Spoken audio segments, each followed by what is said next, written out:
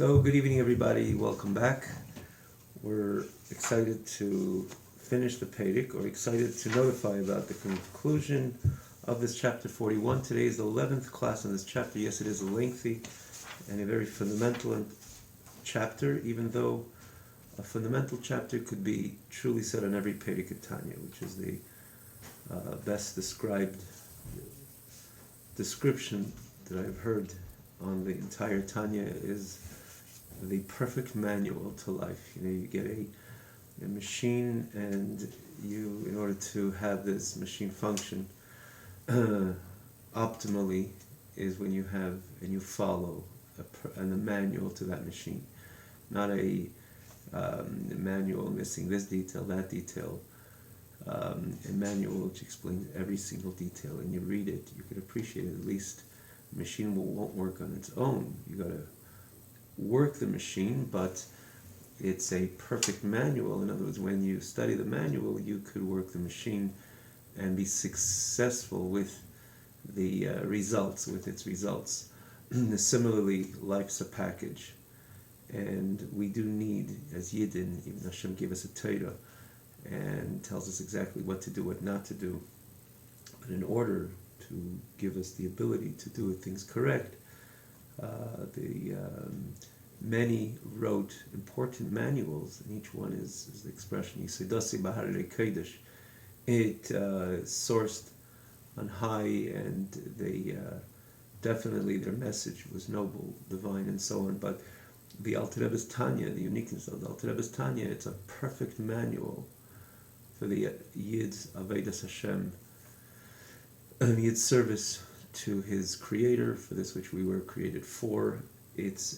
Doesn't leave out any detail in the entire 24 hours, week, month, year, life, decade, and life of the Yid, and how it would overcome our challenges. In other words, the manual doesn't leave out a detail, and therefore, back to the every chapter in Tanya is definitely fundamental. Even though Mem Aleph, known as the Alter Rebbe himself, begins the 41st chapter is with these words, that it should be l'zikaron tamid reishis, in other words, in front of us, in our zikaron, our memory, reishis ha'avoda, the beginning of the avoda, the ikra of a sharsha, the root, the source, the root of the avoda. So, by definition of the chapter Mem Aleph, it carries a lot of important weight, and yet a bit lengthy. So again, this is 11th class, but we look forward to concluding in this class this chapter 41st. Perhaps maybe we'll even be able to begin 42nd as well. So, as we always do, remind everybody, especially the newcomers, that this could be seen on the TanyaOnline.com website.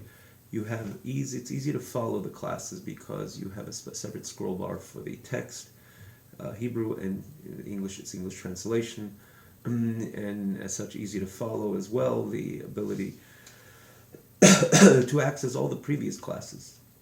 They're very well laid out and in a very organized manner on also a separate scroll bar, easy to access, and again in the same fashion, the watching, every class you have the same ability to watch, which means again with the separate scroll bar with the text on. So we do even this last week's class, or the other class of this chapter, you could find again on this very website. We need not to repeat everything, so we were holding 116 V'hine Kol Kavanas. You could see it also in the corresponding English text as well. Kol Kavanas b'Mesiras Nafshi L'Hashem.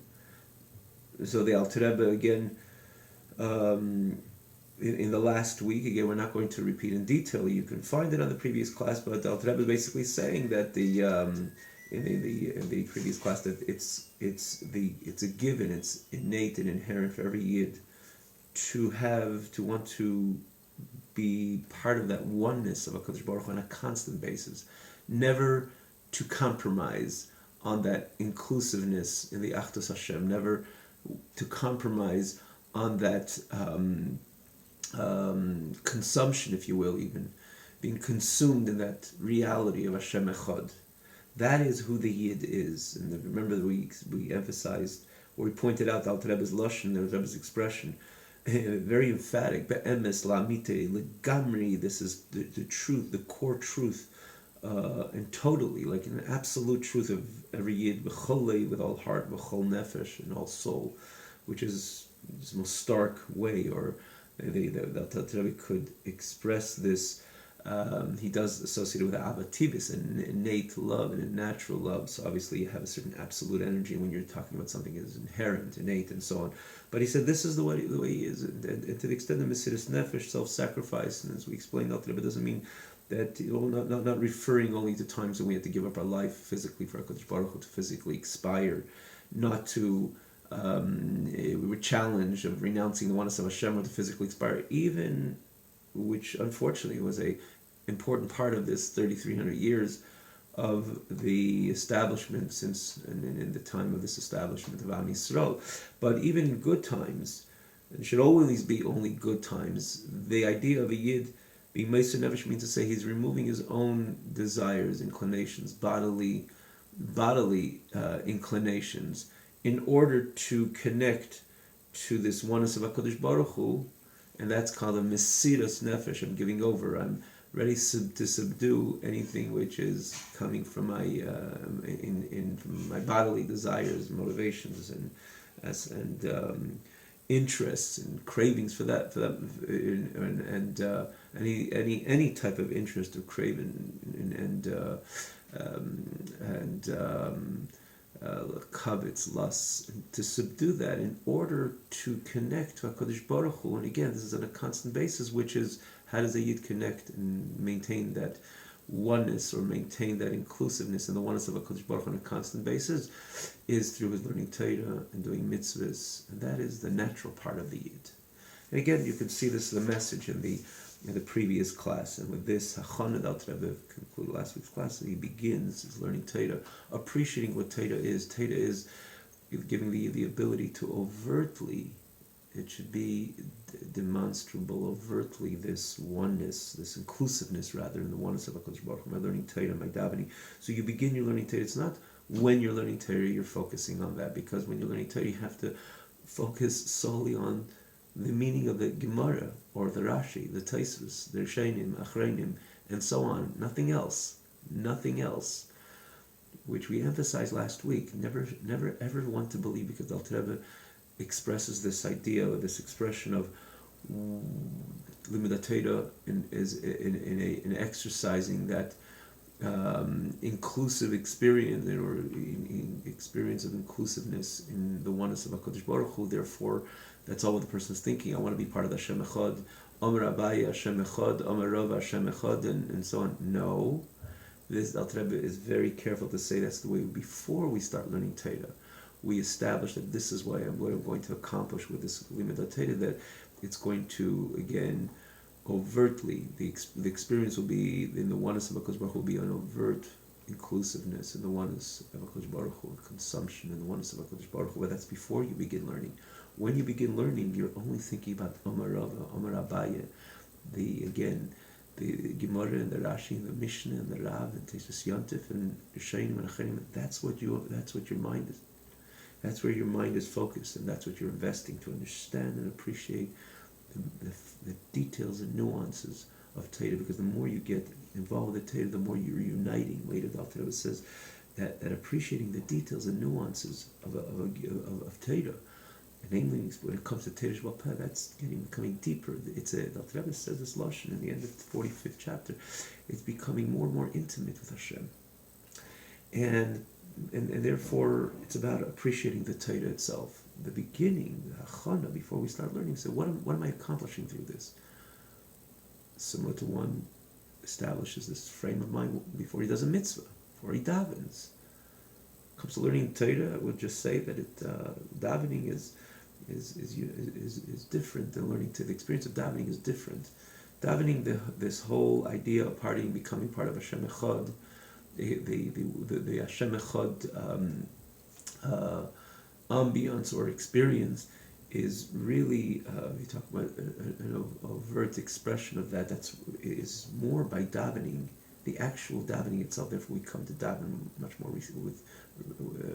respectfully. Put on a talis, tefillin, wears a jacket, a hat. In other words, this is important because we're standing. The whole point of davening that I'm standing in front of Melech Malcham Lachem HaKadosh Baruch Hu. When it comes to Torah, yes, I'm connecting to the oneness of Hashem, but it needs not to have that whole. No one's going to sit down to learn a deep sugya in Gemara and put on a hat and jacket and a gartel, and if you can handle that and appreciate the scholarship of Torah, it's fine. But many people, in order to be ma'ayin, to get involved and to appreciate something, especially a deep sugya in Torah, they need to be relieved a little bit in a way that even from a heavy garment or a hat or something, you want to just be able to focus 100% and chap and connect and grasp the idea 100%. So it's irrelevant. It's not important that you wear that jacket or so, or you wear the guy. He's got to sit respectfully. Al Rebbe himself says lashon.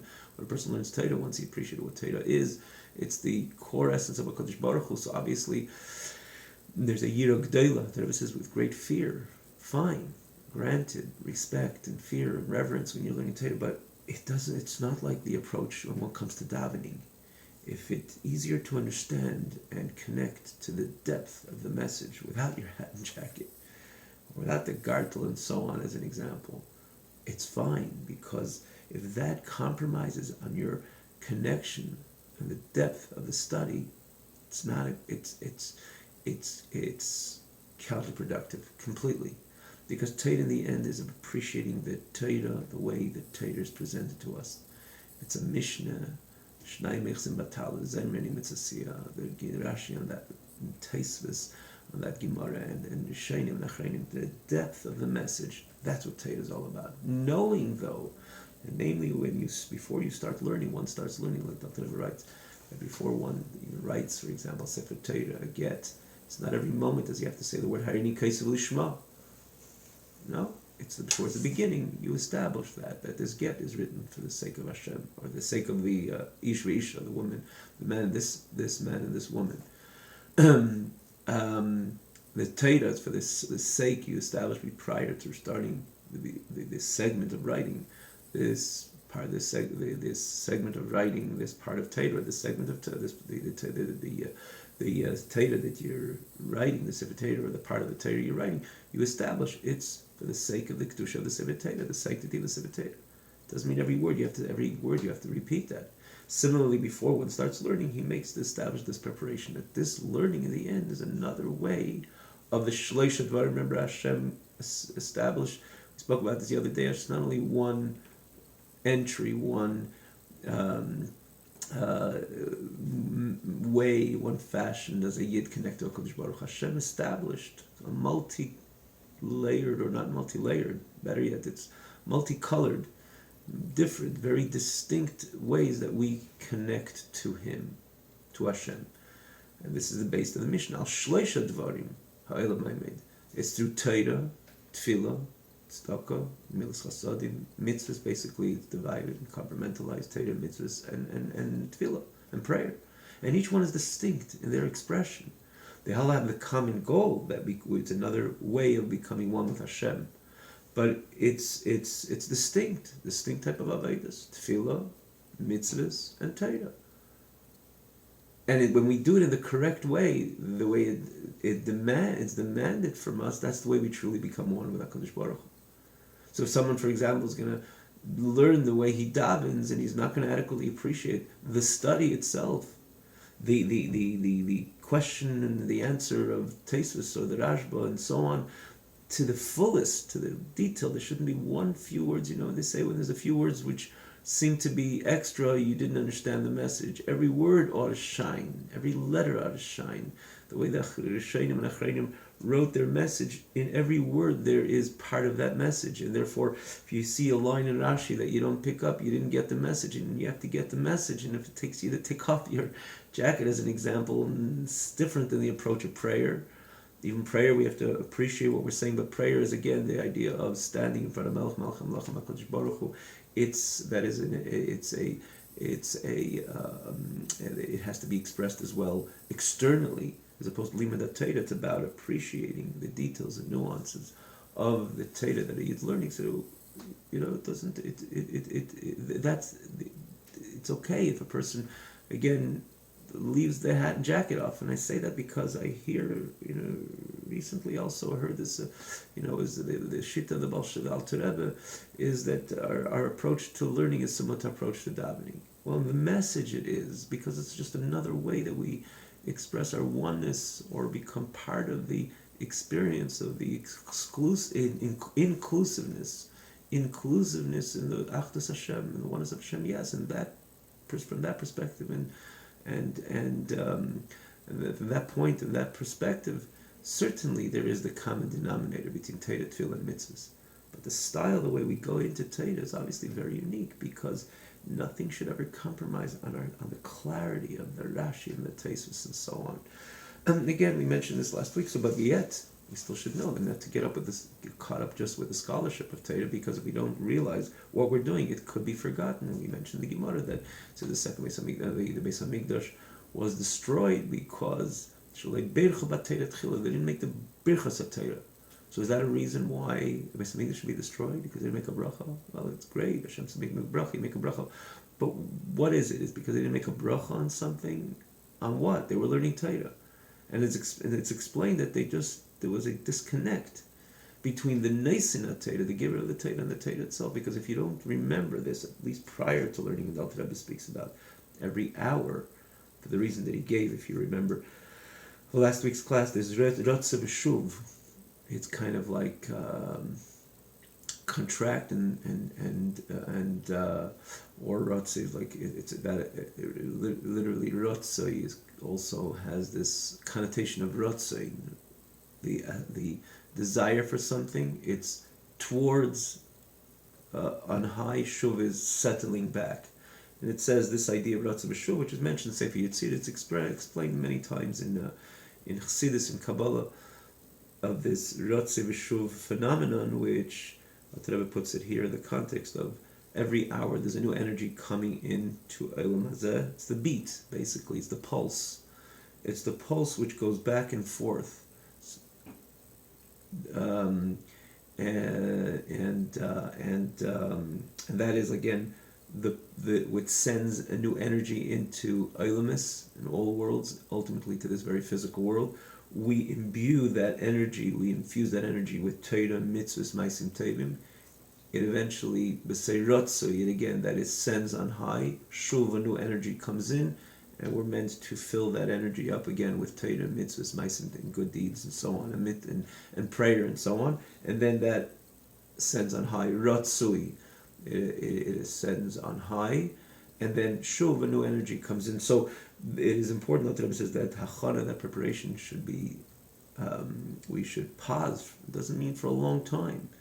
Can't take too much time, because we're mechuyev to learn Torah every moment, every spare moment. But for a moment, for a pause, for a moment, for sometimes even a few seconds, what am I doing with this subsequent learning Torah? Is that it's another way of expressing that experience of the consumption and in the one of the one into the Hashem Echad, and being part of that Hashem Echad, that oneness of HaKadosh Baruch Hu experience.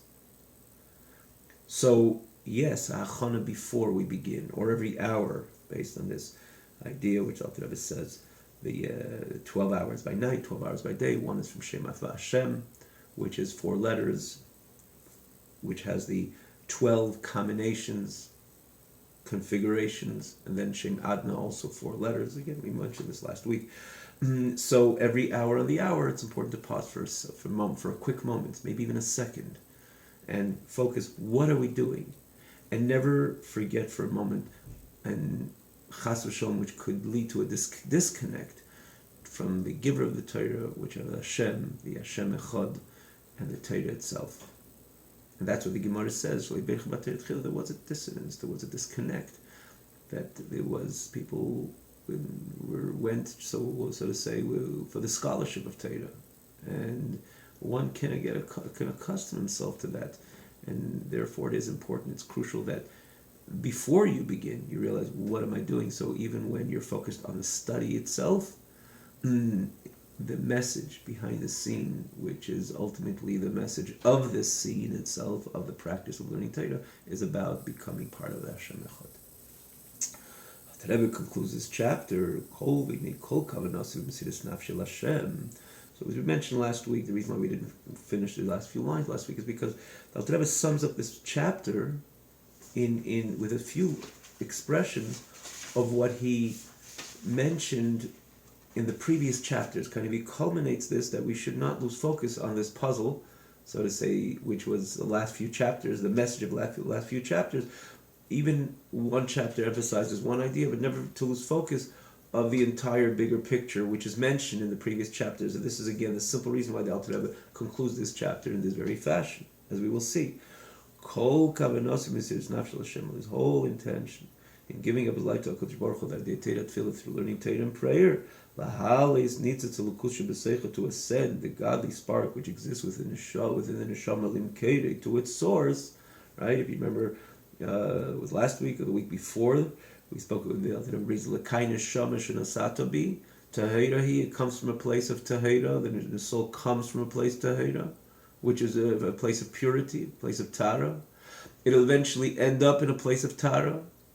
And then there's that interim in the middle time when Hashem sends the neshama to a different setup, a different backdrop. We say HaKadosh Baruch Hu, we pledge our allegiance to HaKadosh Baruch Hu. It's going to be part of the same experience in a different way, because the neshama is invested in the body. It's it's a unique avodah, a unique service, different in so many ways, namely qualitatively different than the way it was before it came down and the way it would be after. But that's the style, the way we express our inclusiveness in Hashem Echad in comparison to the way the neshama before the neshama came down to this world and after the neshama will leave this world. But when we do pledge our allegiance to HaKadosh Baruch Hu, it's also going to be a whole life. We're going to be part of an expression of that experience of an inclusiveness and oneness of HaKadosh Baruch Hu. So that's what he says. So it's about, and this is what Hashem gave us the tools to do so, or the ability to do so, through Torah, Tefillah, and mitzvahs generally. And this we have the ability to accomplish and to get involved in Torah, Tefillah, and mitzvahs 24 hours a day. Even where eating is also an avodah. Again, if it's done l'shem shamayim, for a godly sake, and we make a bracha, and we use the energy of eating to go ahead and learn Torah thereafter. So that eating also is not an interruption of that experience, similar to the way before the neshama comes down and after the neshama leaves the body. There's no interruption, and the neshama is experiencing overtly that oneness of Hashem experience. In this world also, there's also no interruption. We mentioned also the famous Hilchos Deis of the Rambam, where the Rambam makes it very clear that a Yid serves HaKadosh Baruch Hu 24 hours a day. So in eating, if it's l'shem shamayim, for the godly sake, and he uses that energy for shamayim. I'm hungry, it's hard for me to focus on the taste, so I'm going to eat an apple, and then I'm going to go back to the learning. The apple itself becomes part of the Avodas Hashem. So there's this kind of uninterrupted expression of that inclusiveness and that achdus and that oneness of HaKadosh Baruch Hu. Primarily, or the overall, it comes through Torah and Tefillah, whatever contributes to our learning Torah and doing and praying and doing mitzvahs.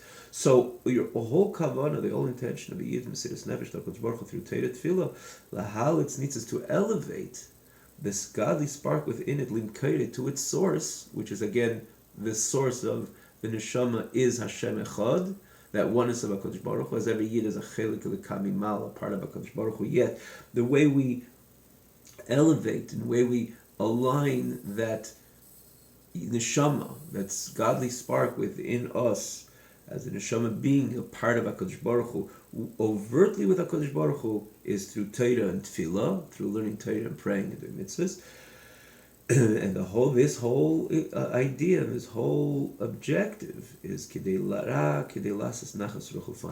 should never lose focus, yes, of becoming part of the oneness of Hashem. And it's wonderful and it's noble, and this is the point of this is the ought to be the aspiration and the urge, or the drive of every single Yid, and it's noble on its own to become part of the oneness of HaKadosh Baruch Hu. Again, this is lies therein in this lakai neshama shenasata bi tahirahi atasid limeni, and therefore I'm giving it to you back, I'm giving it back to you. In other words, I'm going to continue with that Hashem Echad experience. It's wonderful, it's noble, but don't forget that this in itself, and therefore we always have to remember, and this should be part of the intention, is to give nachas ruach to HaKadosh Baruch Hu, satisfaction to HaKadosh Baruch Hu, because ultimately this is part of Hashem's plan, that the Yid should come down into this physical world, and Shama should be invested in body, and in a very physical world, and there it should find God, and there it should be able to express that oneness of HaKadosh Baruch Hu. This is the greatest satisfaction that HaKadosh Baruch Hu has, and that also has to be in the front and center of our Aveda. That I'm becoming part of that Achdus, oneness of Hashem experience, and in order to give nachas ruach, fun of to bring great satisfaction to HaKadosh Baruch Hu, Kimoshel Simchas HaMelech, like the joy of a king, B'Veila B'nei Yechidei, when his only child, his only prince, comes back to him. It says it when he comes out of captivity or incarceration, imprisonment, state of imprisonment from prison. As Dr. Rebbe explained in the previous chapters, this very expression. This is we think about a greater nachas of a prince which is in a place of captivity, incarceration, and coming back home to his father, to the bosom of his father. And Neshama, the moment it's even when Neshama fulfills the Ratzon Hashem, the stark difference of where the Neshama came from, in the royal palace of the Melech Malchei Amlochim HaKadosh Baruch Hu, the King of all kings, and always close to the King, and that's the state of the Neshama prior. It's coming down to this world, Chatzuva mitachas kisei hakavod, and it's part of the godly experience. And then it comes down into a world with all these obstacles and challenges. The first obstacle and challenge is this great neshama, which is a chelik of the kamimal, which is the part of HaKadosh Baruch Hu is invested in a body, which limits the expression of the neshama on its own. It needs to be challenged. It needs to be guided. It needs to be channeled. And the body has its own bodily needs, desires, drives, inclinations, and that itself has to be, many of it has to be subdued and channeled and so on. And this is the shivya, this is the captivity of the neshama. It descends into a different backdrop, into a different state, a different situation. It's incarceration. So when the yid learns Torah in the neshama, the way it's invested in the body, and it's able to stay focused, to learn Torah and pray and so on, and connect it, and become and demonstrably, overtly become part of that oneness Achdus Hashem experience. That's the greatest joy of HaKadosh Baruch Hu, that his own prince is coming back is returning from that state of captivity, the state of incarceration, to his father's bosom. And that's additional to the nobility of the experience itself, the great satisfaction of HaKadosh Baruch Hu, similar to the great satisfaction of a king, when his own prince comes home from the state of captivity, the state of incarceration. And that nachas ruach also has to be not only kavanaseh, the intention of the yid, but kol kavanaseh, the entire intention of that experience. The entire intent of that experience has to be that nachas ruach, the great satisfaction of the King, Melech Malchei Amlochim HaKadosh Baruch Hu. The return of the neshama, which is the prince, back to HaKadosh Baruch Hu, back to the King, from its state of captivity, etc. Just like we said before, the experience or the desire of the yid never to interrupt or compromise on that oneness of HaKadosh Baruch Hu experience and the Hashem Echad experience. They've been consumed in that Hashem Echad experience, and that's the innate, it's an innate nature of every single yid. It's part and parcel of who he or she is as a yid. And similarly, the Alter Rebbe says, and again, the Alter Rebbe said this with that stark expression, as we mentioned in the beginning, mentioned the previous classes, we mentioned in the beginning of today's class as well. It's be'emes la'amite legamri, in other words, the most absolute terms, because it's ava tivis, because it's innately established by every single yid. Similarly, this kavanah also, it's true be'emes la'amite legamri. It's, again, Alter Rebbe uses the same expression. Noticing now, this be'emes la'amite, again, a double expression of truth, is an absolute truth, and legamri, completely, also b'chol nefesh Yisrael. inherently exists in every single yid. And when? B'chol eis, b'chol shah, every moment, every hour, every moment. Mi'avativ is from the natural, innate love, which again inherently exists within every yid. It's an inherit from our forefathers, Abraham, Yitzchak, Yaakov, as the Alter Rebbe began this message of this inherent love in chapter 18, famously. You could see it also in class on this website. Just click to 18. This new kind of revolutionary message that Alter Rebbe began with, it becomes a fundament. It becomes a basis throughout the entire Tanya. That the whole connection of a yid with HaKadosh Baruch Hu doesn't begin as to connect to something out of him, introduce things which are out of who he or she is as a yid, and internalize and incorporate and so on. But to the contrary, it begins of who we are. Like we gave the example, you don't have to educate to a healthy human being of becoming hungry, because this is the way the body works. After a certain while, the person doesn't eat, it becomes hungry. The person becomes hungry. It's innately established. This is the way the system of the person works. The Yid has that innate love to HaKadosh Baruch Hu because it's inheritance from Abraham, Yitzchak, Yaakov, as again explained and articulated in detail and analyzed in the chapter 18, or from the chapter 18, namely 18, 19, and so on. So this idea of a Yerusha also. Yerusha means it's inherit. Inheritance means, say, like a child is born, for example, and his father is a multimillionaire. Rahman al-Islam passes on. He has no understanding at that point what money is, what the virtue of money is. He understands anything at that time. It's normal. But nonetheless, categorically, this child is a multimillionaire because he has a Yerusha. In other words, he doesn't understand anything. He just has this. It's the very beginning of the child's development, but he doesn't have any comprehension on the virtue of money or anything else associated with the successes of Eilam Hazeh, this physical world. But nonetheless, he's still categorically